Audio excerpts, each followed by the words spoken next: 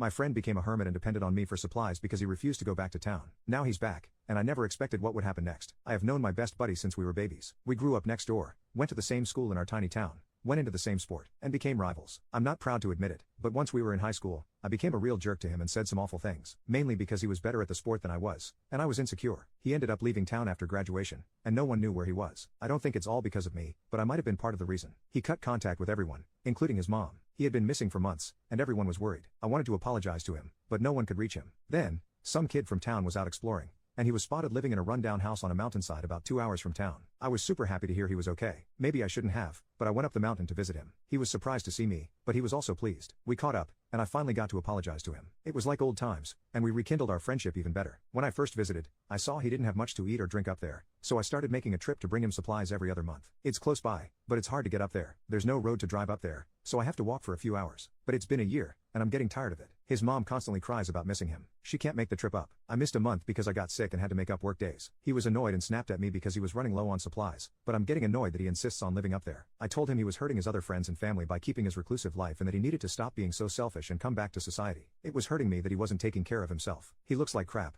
and I always worry about what shape he'll be in when I arrive next. I also told him I was getting sick of climbing a mountain every 2 months. He told me he didn't ask me, and I volunteered to do it. I told him okay, I would stop because I didn't want to enable him to keep living away from everyone, and I haven't been back up the mountain since. I feel really bad. Everyone in town tells me I should resume bringing him supplies and the gifts they make for him because everyone knows when my trip is coming up. He's kind of a local hero from our sports days. They're saying I'm being a jerk, but I just want him to come back or at least move to somewhere more hospitable. And I feel like if I continue bringing him stuff, he won't. Small update. I went to celebrate NY with some of my friends. I'm trying to convince them to do a group visit with me in a few weeks. I told them the only way I'd go back up is if some of them came with me. I didn't want to go again, but I will if other people are with me. I'm hoping that if they go once, they'll take the initiative and visit alone, too. Or better yet, we can all convince him to come down. They seemed vaguely open to it, but I'm unsure if we want to do this or if they are just humoring me to shut me up. Update 1. I went back up the mountain with my friends, but I didn't bring supplies. We all tried to talk to him to come down, but he refused. I was pretty disheartened, but he made his choice, and so did I. I told him I wouldn't be back, but if he ever wanted to come down, my door was always open. About a month later, I was surprised by a knock on my door. I opened it, and it was him. He was thin and dirty, but seeing him off the mountain made me happy. I got him cleaned up,